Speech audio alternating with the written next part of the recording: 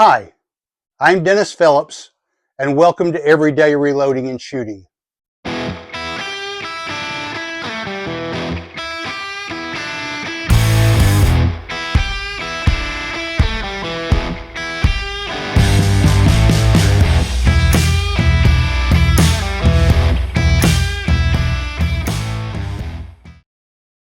And working on this series for 223 load development for seating depth, one of the comments that I've gotten quite frequently is that my charge weight of 23 grains of CFE223 is too low and it's not producing quite enough velocity.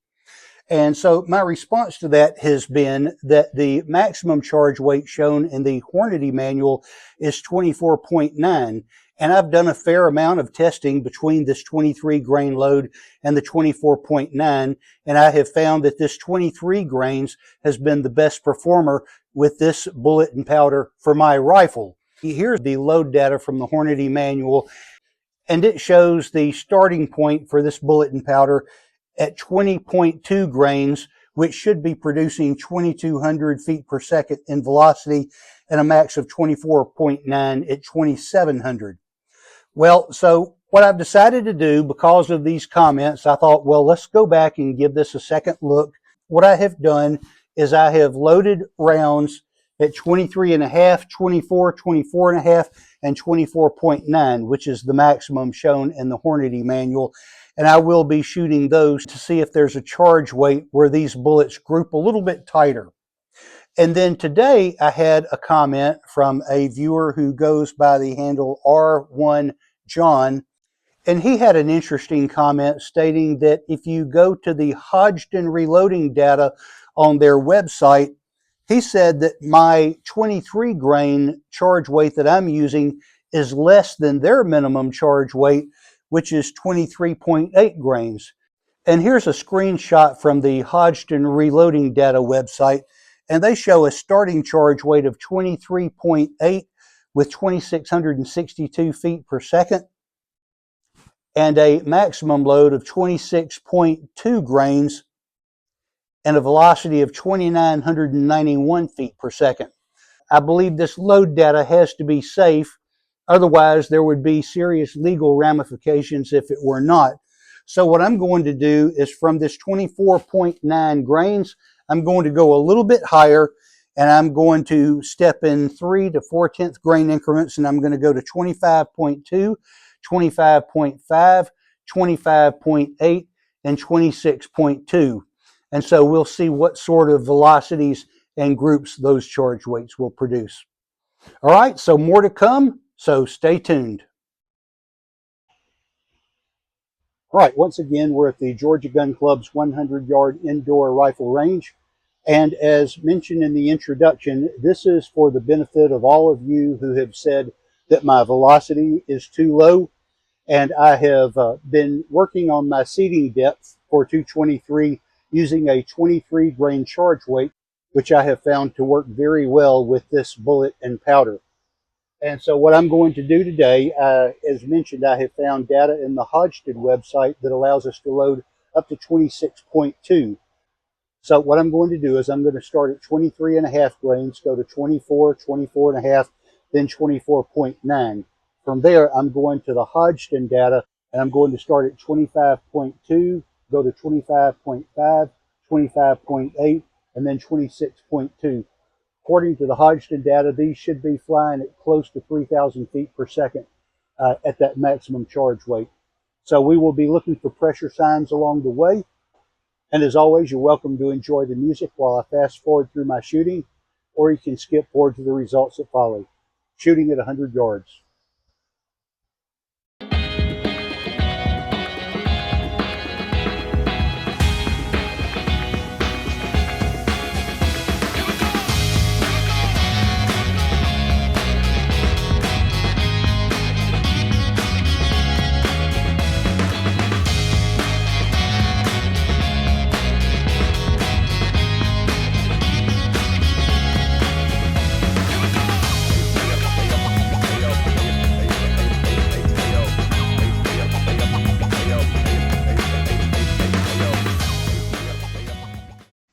So I'm at the maximum charge weight, and I'm starting to see a change in some of the primers.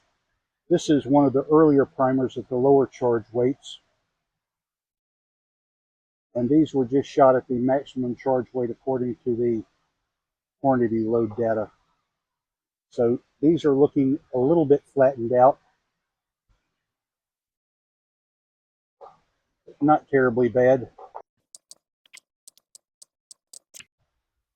All right, the 24 grains grouped pretty well. We've probably got 3/4 of an inch there, over an inch, definitely over an inch. And we're stringing horizontally there with one right there. So this might be a slight improvement. These were all shot with the bullet seated at 120 thousandths off of the rifling. So we're going to go from here, and we're going to go with the Hodgdon load data.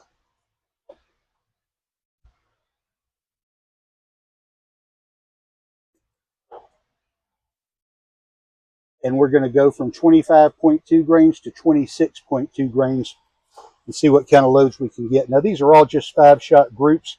This doesn't tell you a whole lot, but it does give you an indication of where you want to work and develop.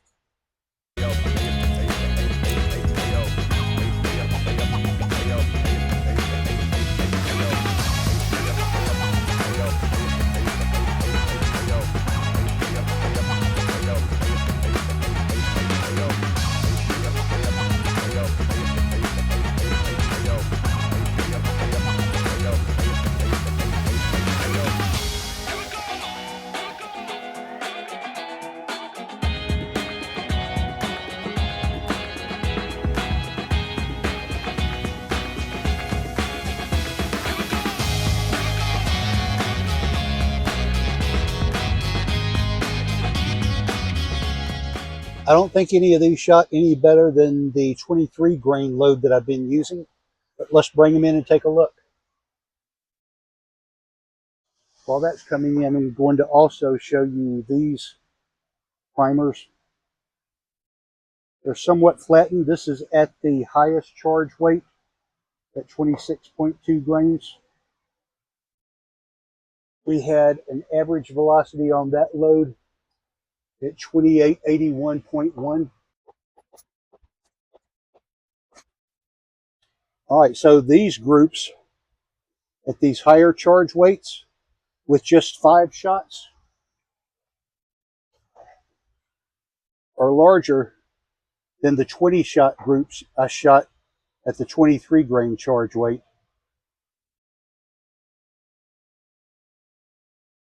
Big difference. All right, nevertheless, we will take these home, measure them, and get back to you with the results, so stay tuned. As mentioned in the introduction at the beginning, a lot of my viewers have been asking me to check the higher charge weights, and so I have done that. And as mentioned, I have not only loaded up to the maximum charge weight as shown in the Hornady manual, I have also loaded up to the maximum charge weight shown on the Hodgdon data reloading site online. And we'll show you both of these. So we started off here at 23.5 grains, and these are 5-shot groups. This is not the tell-all. This is just to give us an indication if there's an area where we need to research further to develop or just to avoid altogether. But at 23.5 grains, we had an extreme spread of 0.92 and a mean radius of 0.31. We're shooting 0.84 inches high and 0.46 inches to the right. We had a velocity of 2,459 feet per second, an extreme spread of 82.6, and a standard deviation of 29 feet per second. At 24 grains, this might be a challenger here because with 5 shots, we had an extreme spread of 0.49 inches, so we're under a ½ inch on 5 shots. And here we had a radius of 0.20, which was better than the results I had with 20 shots. Of course, anytime you shoot more shots, you can expect those groups to open up. So I would not necessarily expect the same results from 20 shots that I would from 5 shots, but 20 shots should give me a better indication of how the rifle shoots. Nevertheless, this might be an area to explore here. We had an average velocity of 25.29, an extreme spread of 40.6, and a standard deviation of 17.2. So pretty decent there on the standard deviation. At 24.5, we're increasing velocity. Things are opening up. We have an extreme spread now of 105 and a mean radius of 0.44. So this one really opened up quite a bit, and this covers an area of 0.83 inches, so still shooting right at to under an inch. On our velocity, we had an average velocity of 2,613 feet per second, an extreme spread of 25.4, and a standard deviation of 10.7. So with that standard deviation, not sure why that one didn't group better, because what I've heard is you want to find your best standard deviation, and then that's the load that you want to develop. But what I look at is the group size, and that's where I zero in. We increase the charge weight to 24.9. We have an extreme spread of 0.85. The group is basically triangular shaped. It has a mean radius of 0.35, and it covers an area of 0.62 inches. Our average velocity was 2,711 feet per second. The extreme spread was 93.8, and the standard deviation was 38.8. So not surprisingly, that one didn't perform better. Then we move on to the Hodgdon reloading data, and we start here at 25.2 grains of powder, and we're at an extreme spread of 1.35, a mean radius of 0.49, and an area of 8.9. And here again, we had a good standard deviation, but we didn't have a good group. We have an average velocity of 27.43, an extreme spread of 40.6, and a standard deviation of 16.9. At 25.5 grains, we're still opening up. We're shooting an extreme spread of 1.25, a mean radius of 0.46, and an area of just under an inch at 0.96. We had an average velocity of 2,787 feet per second, an extreme spread of 28.9, and a standard deviation of 10.1. So again, with that standard deviation, I'm not sure why that group is so large. So we move on to 25.8. Now we're right at 2 inches because we've got an extreme spread of 1.99, a mean radius of 0.91, which gives you an almost 2-inch group size average, and an area of 1.57. We had a velocity, an average velocity of 28.36 with an extreme spread of 96.5 and a standard deviation of 31.9. This last group really opened up, but oddly, it had our best standard deviation. This is at 26.2. We had an extreme spread of 1.94 with a mean radius of 0.63, and it covers an area of 1.34 inches. We had an average velocity of 28.81, an extreme spread of only 26.9, and a standard deviation of 8.8 feet per second. Yet we've got almost a 2-inch group. I did notice that once I exceeded 23 grains of powder, I did start to have some flattened primers. Here's a picture of one of the regular primers compared with a couple that were flattened out. They're not terribly bad. There's no ejector marks. I didn't have any heavy bolt lifts on these, so I don't think pressure was really an issue here. Now, Eric Cortina says you can tune any load with seating depth. So this was the same seating depth that I had on the seating depth test that I did, where we're 120 thousandths off of the rifling for all of these. So I would have expected them to shoot better, but maybe that just means that's not the right seating depth for this particular load. Nevertheless, if I was going to expand here, this 24 grains does give me a little bit better velocity.